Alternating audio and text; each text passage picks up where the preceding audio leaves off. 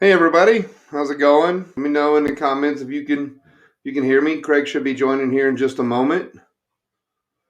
So hit me up with a little comment or whatever you got down there. Would like to see who's online. Looking like ooh, yo Rob, what's up? What's up? Let's show that. Oh, coming straight from Twitch. I like it. I like it. Michelle's here. All right, that's cool. Hey Michelle, how's it going? So loving the comments and stuff already. See, we got 2 from Facebook, 1 from Twitch, and 1 from YouTube. Like it, we got 4 on so far. So, like I said, Craig should be joining in just a minute. Imperfect Projects Garage, what's up? Love your stuff, man. Love the things you've been putting out. Dude's got some racing lawnmowers on his YouTube and stuff. He does some other cool stuff too. You got to check him out. Anyway, so 2 o'clock here on the West Coast and 4 o'clock Central. We'll have Craig joining us in just a moment as soon as he jumps in here.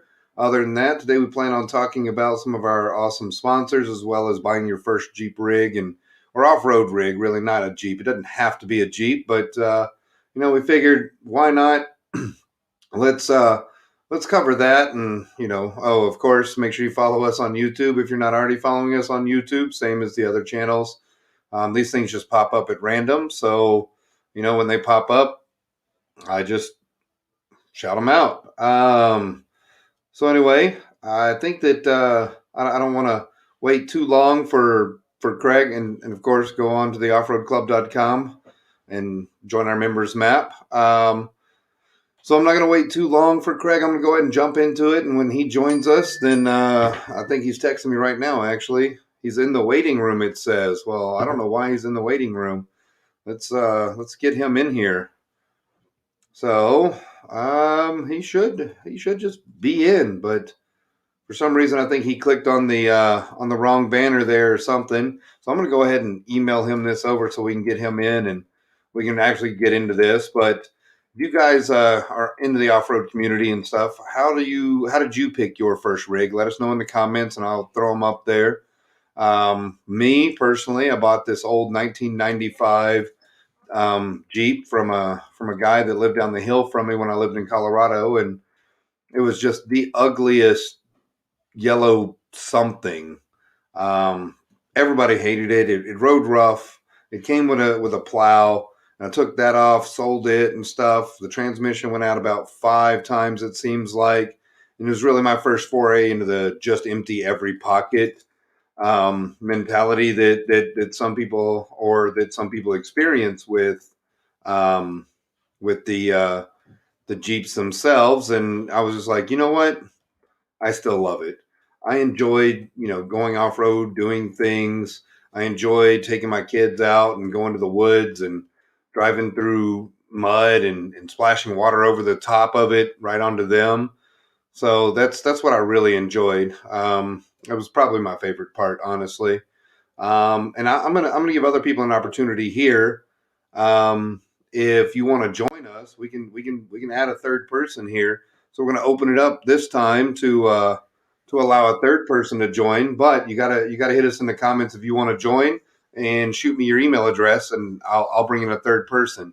Now we have our infamous Craig here. How's it going, brother? Better now. I remember to hit the enter the podcast button. I was just sitting there, You know, forgot to hit the button. it happened. So I just threw out that invite for the third person that wants to message us. Imperfect Projects Garage says, "Hey, what's up, Craig?" Their What message is should be up? up. What's There it is. up? There's So imperfect. What's going on? yeah, Like I said, I was sitting there listening to you talk, and then I'm like, "Oh shit! I got to hit enter the podcast button." it's all right. I sent you another message just in case, that way we could get you in here. So I was just talking about my first Jeep and how I bought it, my first off road rig, and it was that ugly yellow one, if you remember, that I bought when I lived in Colorado. Yeah. So it was an interesting ride. I mean, replaced the clutch twice and the tranny 3 times. But I burned it up. I mean, it had a snow plow that I shouldn't have been using on the four banger. It wouldn't go above 50 miles an hour, and every seal in it needed to be replaced. Around the doors and windows and stuff because it's Colorado and it was cold. But I loved that thing. Hey, old Jeeps, good Jeeps, leaky Jeeps, they're all good Jeeps. It don't matter. Oh Yeah, shoot. I think when I had that 76 a long time ago. I had it for about 4 months. yeah, When I guess, man, first year after I graduated, I got a good deal. I got it for like $300. And I just remember I dogged the crap out of it, blew the engine, and I'm like, all right, I'm done with it. I mean, imagine if you still had it now, though. oh yeah, it'll be a beast if I still had it now and know what I know now, compared that I didn't know anything back then. So, Yep. and did you give a shout out to all of our sponsors yet? I haven't done that. I figured I'd wait till you came on. I know that we got a new one that we need to bring up. So I figured because of your recent interaction with them, I'd let you do that. But I'm going to go ahead and throw up our sponsors up here. The amazing lifted 4x4 Gary Rowland. The dude is just an amazing guy. Skyjacker, of course, because we love them and they love us, and they got great stuff. Team Wit, Kirby and Nikki, amazing people. The Fixed app, of course, because I ride with it in my Jeep. I'm fairly certain you've got yours in yours. Yeah, oh yeah. Oh, Michelle said that sounds like her first TJ. It was a turd, 4-cylinder automatic bone stock, but she loved it. I'm telling you, those old ones, the ones that really touch your heart, those are the best ones right there. But I'm going to go ahead and I'm going to pitch it over to you, Craig, and let you talk about our new sponsor. While I throw that up here on the board, on the big board with us. So let me just go ahead and share those guys out there, and I'll let you have that conversation. Well, we just got talking to Don over at Dirty Acres. Ordered me a new grill insert for the Gladiator. And as speaking with them, started talking about what we do. And I've known Don and them for a while. They've done some fundraisers with us. And now they signed up with us as a sponsor. Going to be able to get anybody that's a Torc follower club member, we have a special discount for you. So if you want a grill insert, they got gas tank covers. They got a few different items they sell. It's a veteran-owned company, which y'all know for us being a veteran-owned company, that's probably one of the biggest things for us. They're based out of here in Texas. I tell you what, I ordered my insert Friday. what did I get today at 12, Robert? What did I give you a picture of? That's how You fast sent it me a was. picture. You sent me a picture of the package right there. Just I'm like, wow, man, this dude. They were quick. They were quick with it. Kidding. I still got to reach out to them and be like, hey, I need to get that same one like Craig, except with the other logo, the one that's behind you, not the one you're wearing on your shirt. Mountain. Yeah. Oh, am I Good. giving away what you're going to show people later? My Do bad. I'm what? sorry. I thought I was giving away what you were going to show people on TikTok and stuff. Your new insert, but Oh, well, in there. I tell you right now, it ain't gonna be in there today. It's cold as I don't know if I can say that saying about a witch's thing and a brass bra, but man, it's cold out there. It just can you yeah, say that? it might be a little. I don't think you can Can say that. I think they frown on that. on titty? I can't say cold as a I don't witch's titty in a brass bra because that's how cold it is out there for sure. I don't think so. But I mean, so that's cool, but I don't think we can say that. I don't know. Well, you know what? We're going to I say it just anyway. said it. You already We'll said find it. out. So, But yeah. so we'll have everything posted on the Facebook page here in a couple of days for them with the discount code, and we're working on all the rest of our sponsor stuff. By I think in March we'll have our sponsors all up and a special role for them. So if anybody needs anything from any of them, we'll have what discounts you can get, what they offer. We've got a few other page sponsors that's not even on here as a podcast sponsor, but we'll have them all listed for you. We want to pass the savings on to y'all too. And like I said, Dirty Acres, appreciate y'all signing up. And I can't wait to see people getting their product, a veteran-backed company product to help them, move them along. And they have special Torc inserts with pricing. So if you wanted a Torc grill cover like this, you'll get special pricings, or they have over probably 1,600 different ones. Check them out, dirtyacres.com. If you want to chat, you go PM Dawn. Just ask for Dawn, PM on Facebook. She'll talk to you. Like I said, down to earth people. So shout out to them. Robert, you still with me? I don't know what happened to Robert. He'll be back in a minute. But other than that, hopefully everybody's staying warm. It looks like this cold weather's kind of hit almost everybody. If you're here in Texas like I am, it is cold. I went up this morning and man, oh man, I went ahead and topped off my gas tank because I'm a true believer when it gets cold and it gets below freezing, having over a half a tank of gas, I like to keep it more full. So I went and filled my tank up. Other than that, there's a discount code. Discount code is rolling on the bottom of the scroll here. That's our discount code for Dirty Acres. Go check them out. Order something while you're stuck in the house in all this cold weather. Why not check their website out? You can probably burn up 5 or 6 hours just checking them out.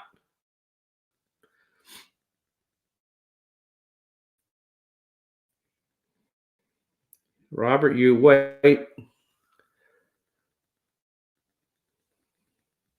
I don't think he can hear me. It's all right. I can talk all day. He ain't to me. Other than that, we were going to kind of the differences, kind of a 2 and 4 wheel Jeeps today, preferences and what people like, either two wheel or 4 wheel. Not two door or 4 door. Holy cow! I apologize for that. We're going to talk 2 doors versus 4 door version Jeeps. You should be able to hear me you're now. Muted on your mic.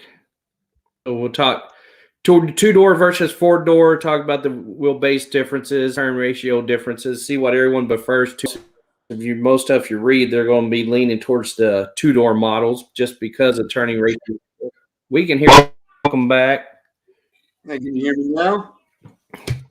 4 door Jeeps, off-roading kind of preferences on that. And if you're watching the show, drop a comment. What's your preference and why you think your preference is a 2 door or 4 door? The comments will pop up on here and let us so we can see it. Feel free to drop a comment.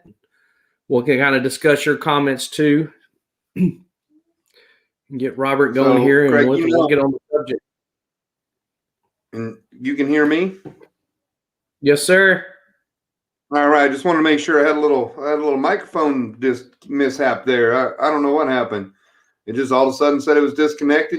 Technical difficulties, they happen. So we just keep on rolling. But my preference, Craig. I like the two-door. It's kind of like a two-door Jeep with the top off, doors off is to me like having a motorcycle. Not a lot of room for extra people, but you still get that excitement. But that's just me because my first Jeep was a two-door, and I just enjoy how it fits in tighter places than some of the longer wheelbase ones. But I'd like to know your opinion. Well, I mean, we're talking about roughly about 14 cubic feet difference between the two. I like having the space. I like having a longer wheelbase. I mean, the only thing that could kill you on that is just your high rate spring and all that. That can play a higher rate spring is going to be in a 4-door, so your springs are right out the factory is going to be higher rated than a 2-door. I had both. I prefer the rather 4-door over the 2-door one wheel. And see, that's where it comes into longer wheelbase stuff, Michelle. That's kind of what I was kind of getting to. It seems like the 4-wheel is a smoother ride to me. I mean, the only thing that the 2-door is going to kill the 4-door on is the breakover angle at the high point centered part of the vehicle. Because when you get it in the 4-door, it's going to be higher up front than kind of in the dead center like it is on the 2-door. So that breakover angle is going to make a difference when you're doing rock climbing for sure. But me, 4-doors for me. I got a room. My family likes going. I like to eat, so I got to have me some snacks and some drinks back there, and a change of clothes because I don't like being dirty either. So when I'm done, I got to change. I got to eat, and I got to stay hydrated. Yeah, well, and the 4-doors, because of the longer wheelbase for some straddle stuff, they have the advantage there. Is because you have a lot more real estate to straddle bigger obstacles and bigger things. We got one from a Facebook user here. Vertical up or downhill, much more advantage to the 4-door for sure. 4-door does have that because they have that wheelbase, but they get a little more push than they do pull. So the 2-wheel, you get it up higher. The higher you put it, the higher your rollover angle is too. So the increased your rollover angle is. What do we got here? And Michelle says there's more room for a doggo. I mean, you you're just throw getting it on the hood and strap it in. Just throw it on the hood, strap him down, and be fine. And I think they say with 2-door, you get about 6 cubic more feet of turning radius than you do with the 4-door. So, I mean, if you're in a real tight, the 2-door is going to work a little better for you because you got that shorter stance and you're saving 6 cubic feet on the turning radius. So it's going to make a difference on certain points when you're off-roading, depending on tight trails, wide trails, and all that. I'm still going 4-doors, 4-wheel, low, rolling high, rolling tight, and eating some Cheetos. Some Cheetos. Gotta get them Hell Cheetos. Man. Get them Cheetos. So my next project though, I think I'm gonna buy a salvage title vehicle because I don't plan to sell it or anything, but you working in the automotive repair industry and stuff like that, and seeing what you see sometimes and some of the hidden damage that the novice guy wouldn't know or gal wouldn't know. What do we need to look out if I were going to go to a Copart or IAA auction? What would you look out for? First off, I'm looking to where it was hit and how it was hit. I've been exactly 2 trails where I wish I had 2-doors instead of 4. Yeah, it'd make a difference for sure, Michelle. The impact zones is really, hello, Facebook user. You didn't post your name, so we don't know who you are, but hello. If you're getting hit directly on the rail end, the front or rear kind of corners of them bumpers, that can make a difference if you're planning on making it a daily driver. But if you're planning on just making it trail for trails, off-roading, that's not going to make a big difference because, I mean, you're going to get scuffed and scratched. The frame having a little sway in it or stuff, it ain't going to make a big difference unless, like I said, you're going to make it a daily driver, because you'll see vehicles going down the highway, trucks especially, going like this. It looks like the butt end's like this, but it's going like that. And that's a telltale sign of some people just rebuilt it, didn't even look at the frame or anything, or try to pull for the sway. So that's always first thing I look for is the impact zone, where it was hit. Uh, on the sides, body panels, you know what? If you're putting armor on there and stuff, oh well. Bumper damage up front, you're going to put an aftermarket bumper, you're going to put aftermarket tires, aftermarket suspension. So really, if you're doing that, I won't even look at the suspension. I mean, I'll get down, look at the differentials and stuff, see if there's any hard impacts on those, cracks or anything like that. The drivetrain, look at that. Inside, don't even give a crap unless it's a fire. If it's a fire vehicle, I'll stay away, because when you got fires, you got wires. Yep. And I got 3 vehicles in this week, just along with rodent wire chews, because it got cold and rodents get in the engine. They camp out in the engine, and as they're camping, they chew your wires. And so if it's getting cold, be sure to put some kind of rat or mice poison kind of out where your kids can't get it, because they'll get in that engine, eat that harness, and you have to replace that engine wire harness. It's going to be a stiffy bill. I mean, the insurance will cover it, but if you don't have full coverage, you don't want to be messing with that engine harness. So just kind of a cold weather warning for you. Most of y'all probably already know that anyway. So as far as speaking of that, we get a rebuilt title vehicle or something that makes that build all the more cheaper per se. I mean, there's a lot of other things you're going to have to take into consideration that you'll replace. But just say you did that rebuild title and whatnot. What do you think or from your experience, the insurability of it? Like how hard is that to get in there and really get a decent insurance? I don't think you'll be able to get full coverage, but you tell me. No, 80% of the time liability with PIP. I mean, you won't get full coverage on a rebuilt vehicle unless it's a luxury vehicle. And then there's a lot of documents to go through to do that. But most time you're buying a salvage vehicle. Most time, if you're going to be driving it, you're putting liability with PIP only on it anyway, because you won't get any more coverage than that unless it is a high luxury end vehicle. Then you have to go to like a Chubb or someone like that, and it's going to cost extra as in more money towards your premium, just because it was a salvage vehicle. So, okay. So you think it's worth it? I mean, especially if you're just going to rebuild it, or what? If you're rebuilding it for play, I mean, you could save a couple $1,000 going to IAA or one of these wrecked auto auctions, because they're buying it pennies on the dollar from the insurance companies. I mean, every day I get this, because, I mean, I had a 96 with 97,000 miles, 2-door Jeep total, and the buyback on that was only $2,600. And it just had a little frame. It's hit in the right front, had a little sway in the frame. I mean, you get your torch, heat up really good, move it over just a little bit, off-roading, you've been perfectly fine with that. And I got Russian friends. I got Russian friends here in Spokane. Bin trim, no problem, comrade. We make fixie right now. Yeah. You heat it up. You weld your 2 big old pry bars on it, heat it up, and just kind of take it over a little bit, or however you want to do it. But like I said, if you're off-roading and trailing, that ain't going to make a difference anyway, unless, if you're going to put a bumper on it, and if it's got something, you might have to make some adjustments for that bumper. But you can roll without a bumper, or makeshift a bumper, a little bracket for it. So yeah, I mean, you could do old school like they did on the older Jeeps, and just that 4x4 welded square frame on there, just done, right? Exactly. I mean, if it's just going to be a beater rig.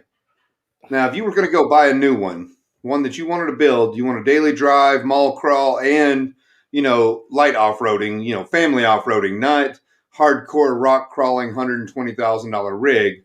But if you were going to do it, where would you start? You want to start new? You want to start a couple years old? No warranty? Me? Yeah. If I'm buying, I'm very strictly about buying pre-owned that's about a year old, 2 years old, low mileage. Because everybody, when you go in to buy a brand vehicle, as soon as you drive out, you're taking a hit already. I'll go buy a vehicle that has, 8,000 to 12,000 miles on it. That's, took the depreciation hit already. And sometimes you get lucky. Sometimes they put a bumper or something on it already for you. So you're already saving a little money there. And you got a little more leadway in these used vehicles too, because there's more cushion in there than what they're going to tell you for sure. Mm-hmm. So it's just a little more bargain, a little more room to make stuff happen. Now, Unless you're leasing a vehicle. Yeah, that's what I was going to ask. What about the lease option? That's that balloon payment. You make all those changes and stuff, and then you throw it out there at the buyback time or the renegotiate time. What do you do? Like what's the renegotiation strategy on that? Because now you've got $6,000, $8,000 worth of parts, rims, tires, lights, all of that on a lease, and you lose it. That's all that happens unless you do the purchase buyback program. You lose all that upgrade you put in it for 1 year to 5 years, however you lease it, unless you don't mind just losing it. Sharkbait bought our 6 years old 28, paid $32K for a Rubicon, which that's not too bad. For a Ruby, for sure. They got the upgraded shocks and everything too, and stuff. That's a pretty good start, right? That's a good base to start with. And he's already, and Dustin and Lindsay, I think, he's already changed most of that Ruby stock stuff out already anyway. So, and that's the thing. If you're planning on buying my preference is, if I'm buying a Jeep and I'm going to mod it out, I'm sorry. The Rubicons are nice. I'm buying a Sport, and because I'm switching everything out anyway. Yeah. And I'm going to take that. Oh, go ahead, Craig. You're looking at what? I was going to say, I'm looking at the Wrangler X. You remember the X Sports? The who? The Wrangler X Sports. See, same thing. Because if you're already planning on changing gears, tires, putting a lift, changing the suspension out, say that depending where you go, that $4,000 to $8,000 that you're going to pay for a Ruby, and you can put that in there, and you have a Ruby for even less than what you buy a Ruby. You can get higher gears, you can get the lift and all that, and you still have a little money left over to do even fun stuff, like a grilling from Dirty Acres Grills. I like how you threw that in there. Nice. I got to get on there and order mine up. But Sharkbait, I think it is, said that they got theirs with 2.5-inch lift on 35s with a winch at that $32K. So that's if you get like a Warren Xeon winch, which is $2,000 by itself, and a 2.5-inch lift, depending on who it's by, that's another $300 to $500, $1,000, give or take. It just depends on who you buy it from, And if you install it yourself, you save some money, but you take it to a shop, that's another $500 or so in labor. So, you get a 2.5-inch lift on 35s, wheels and tires, you could be $1,000 to $2,000 out the door there. So I think that's a pretty good option, buying it pre-lifted and everything. But you have to take the premium on that. Depends on the time of year too that you're buying it, because these dealerships like Dave Smith, they got their own little thing going on. They're a nationwide dealership. They put a lot of markup on that aftermarket price. When Craig and I we can go in there and look and be like, well, that's a $600 bumper that you've got marked on here for $1,800. Come on. See here, that's Starwood. I just had a Starwood's Jeep in the shop that I just fixed. They'll get these sports in, rhino line them, put lifts on them, put winches on them, and turn around and sell them for $120,000 because they're putting Starwood on there. Don't get me wrong, Starwood, they make a nice product, but they're coming in with the $30,000 to $40,000 Jeeps. They got a Gladiator over there right now, and they want $320,000 for. Cool. It's nice. Is it gold? Does it have a job, and does it pay your bills? Well, they made a 6x6 out of it, but still, I mean, I'm at three hundred it's just, thousand dollars. and that's what these Jeep dealers are doing. They're going in, and they're putting lifts, aftermarket bumpers, and remember, they get this stuff at cost too. They're not paying retail for this stuff on there, and then they're having their techs put these lifts on and stuff, and they're putting, oh, we got a $15,000 markup for aftermarket accessories when it probably cost them $6,000. We're in the wrong business, And Craig. We need to be in the aftermarket business. I'm telling you, well, I'm working on that. And like I said, if y'all are in the market for something, give Gary at Lifted 4x4 a call here in Louisville. He'll ship you stuff and tell him you're a member. You're going to get a discount also. If you need some work done around Texas here, he'll hook you up. You tell him Craig and Rob sent you, and we'll get you the Torc discount code. Any of these places you need anything, we'll get you a Torc discount code. Robert ordered his new suspension from Skyjackers. They hooked him up. I mean, these people take care of y'all. Oh yeah, And I know we keep talking about them, but yeah, big fan. There's Gary's little shout out too. So yep.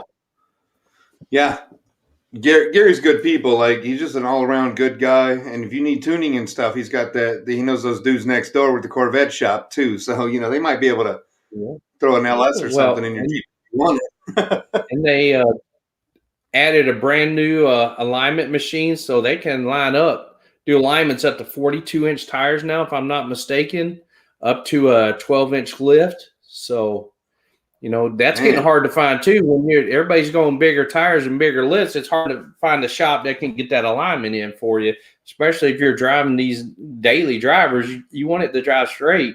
You don't want the steering wheel like this and off. That'll drive me crazy. Steering wheel off center. I'm sorry.